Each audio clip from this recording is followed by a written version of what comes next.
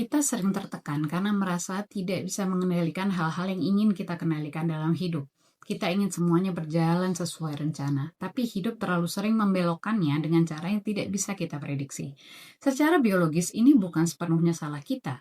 Otak manusia memang tidak dirancang untuk nyaman dalam ketidakpastian.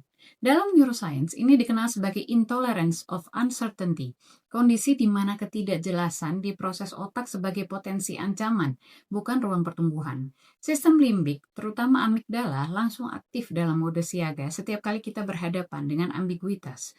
Karena bagi otak, lebih baik tahu sesuatu yang buruk daripada tidak tahu sama sekali. Ketidaktahuan dianggap berbahaya. Otak ingin tahu, bukan menunggu.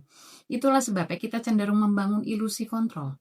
Berpikir bahwa jika kita merencanakan semuanya, kita bisa menghindari yang namanya sakit hati, kegagalan, atau kehilangan. Padahal tidak semua hal bisa kita prediksi, dan seringkali hidup tetap berubah arah, bahkan ketika kita sudah mengantisipasi segalanya.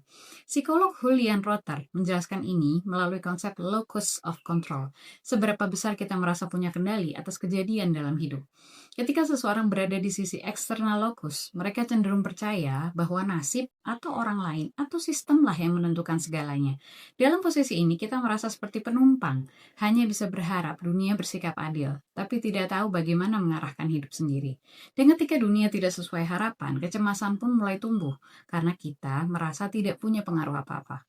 Tapi di sisi lain, ada yang disebut internal locus of control. Ini bukan tentang percaya bahwa kita bisa mengendalikan segalanya, melainkan sadar bahwa yang bisa kita atur adalah cara kita merespon, bukan cuacanya, tapi payungnya, bukan orang lain, tapi batasan diri kita. Dari sinilah muncul ketahanan, karena kita berhenti berebut kuasa atas hal-hal yang di luar kendali dan mulai fokus pada ruang kecil yang bisa kita jaga, yaitu sikap, nilai, dan pilihan kita sendiri. Menariknya ternyata bukan kontrol absolut yang membuat kita tenang, tapi distinction atau kemampuan untuk membedakan mana yang bisa kita ubah dan mana yang harus kita lepaskan.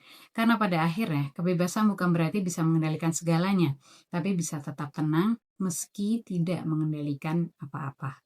Semoga bermanfaat ya. Bye.